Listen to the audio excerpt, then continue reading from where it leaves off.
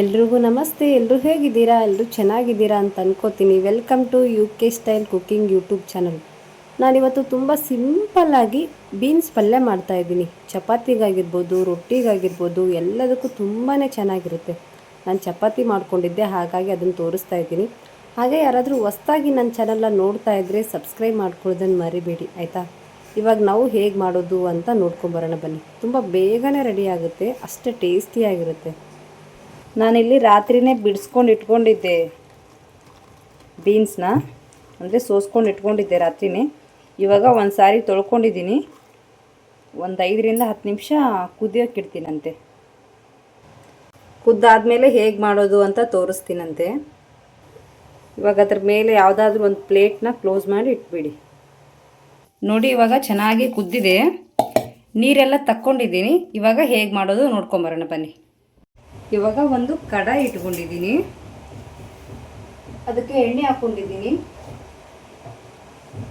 ಆಮೇಲೆ ಸ್ವಲ್ಪನೇ ಜೀರಿಗೆ ಸಾಸಿವೆ, ಜಾಸ್ತಿ ಹಾಕ್ಕೊಳ್ಳಲ್ಲ. ತುಂಬ ಸಿಂಪಲ್ ಇದು, ಆಯಿತಾ? ಮತ್ತು ಬೇರೆಯವರು ಒಂದೊಂದು ಥರ ಮಾಡ್ಬೋದು, ನಾನು ಹೇಗೆ ಮಾಡೋದು ಅಂತ ತೋರಿಸ್ತೀನಂತೆ.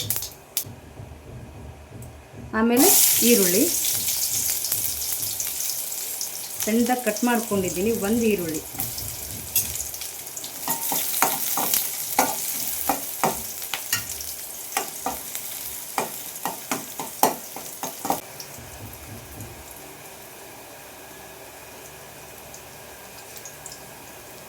ಆಮೇಲೆ ಬೀನ್ಸ್ ಹಾಕೊಳ್ಳಿ. ಲೋ ಫ್ಲೇಮಲ್ಲಿ ಇಟ್ಟಿದ್ದೀನಿ. ನೆಕ್ಸ್ಟು ಖಾರ ಸ್ವಲ್ಪ ಚೆನ್ನಾಗಿ ಮಿಕ್ಸ್ ಮಾಡ್ಕೊಳ್ಳಿ.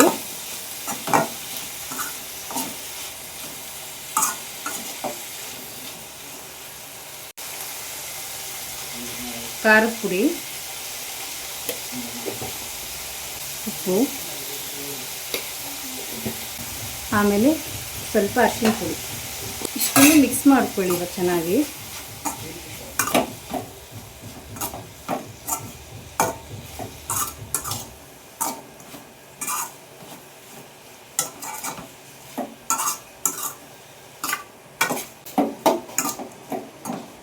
ನೀರೇನು ಹಾಕೋಬೇಡಿ, ಆಯಿತಾ?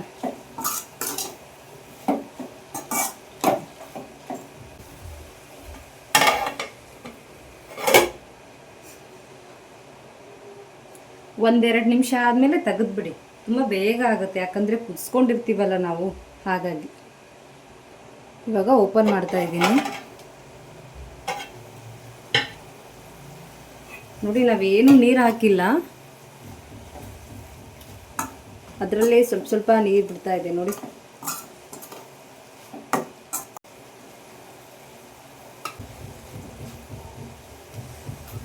ಇವಾಗ ರೆಡಿ ಆಯಿತು. ಸ್ವಲ್ಪ ಶೇಂಗಾದ ಪುಡಿ ಹಾಕ್ಕೊಂಬಿಡಿ ಮೇಲೆ.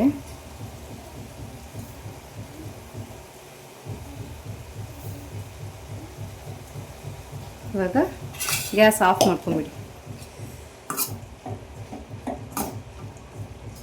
ಈ ಥರ ಒಂದು ಸಾರಿ ಟ್ರೈ ಮಾಡಿ, ಆಯಿತಾ? ತುಂಬಾ ಚೆನ್ನಾಗಿರುತ್ತೆ. ಚಪಾತಿಗೆ, ರೊಟ್ಟಿಗೆ, ಯಾವುದಕ್ಕಾದ್ರೂ ಚೆನ್ನಾಗಿರುತ್ತೆ. ನೋಡಿ ಎಷ್ಟು ಬೇಗ ರೆಡಿ ಆಯಿತು ಅಂತ.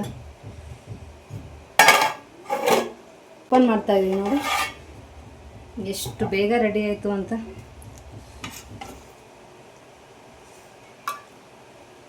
ಒಂದು ಬಟ್ಲಿಗೆ ಹಾಕಿ ತೋರಿಸ್ತಾ ಇದ್ದೀನಿ ನೋಡಿ, ಎಷ್ಟು ಬೇಗ ರೆಡಿ ಆಯಿತು ಅಂತ.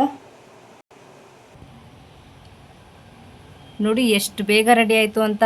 ನಾವು ಚಪಾತಿ ಜೊತೆ ಅಥವಾ ರೊಟ್ಟಿ ಜೊತೆ ಯಾವುದ್ರ ಜೊತೆ ಆದರೂ ತಿನ್ಬೋದು, ಅಷ್ಟು ಚೆನ್ನಾಗಿರುತ್ತೆ.